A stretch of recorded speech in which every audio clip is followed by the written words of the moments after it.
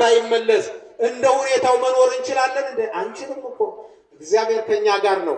ትምህርት ወደ ሕይወት መቀየር ነው። እንግዲህ እኛም እነሱ ያን ትንሣኤ ሙታኑን ከመካከል እንደው ዛሬ ሊቃውንቱን ተንሳው አንሳ እያሉ ሲያመሰግኑ አድረዋል።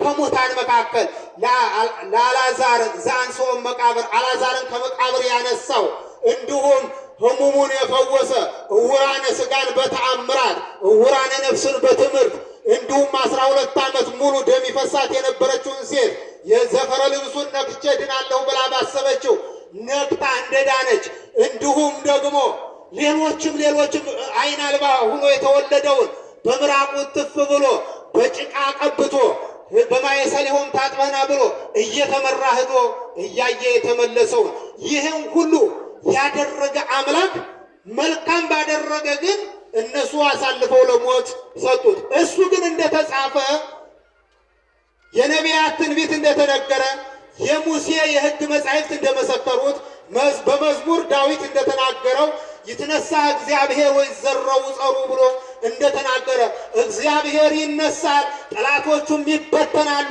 እንደ ጢስተነው እንደ ጉንበን ነው ያልፋሉ ብሎ እንደተነገረ አስቀድሞ ከወይን ስካር እንደተነሳ እንደ ጎልማሳ እንደሚነሳ ወተንሳ እግዚአብሔር ከመዘንቃህም ነዋል እንደዚህ እያለ ተናግረው ነበረ። ይህ ሁሉ ይፈጸም ዘንድ ነው። አዳምን ወደ ቀደመ ቦታው ይመልሰውም ዘንድ ነው። አዳምን ያድነው ዘንድ ነው። ሁላችንን የሚያድን ዘንድ በቀራንዮ አደባባይ ተሰቅሎ ሁላችንን አድኖናል። ደስ ይበላቸው የእግዚአብሔር ልጆች። እነዚያን ብቻ አይደለም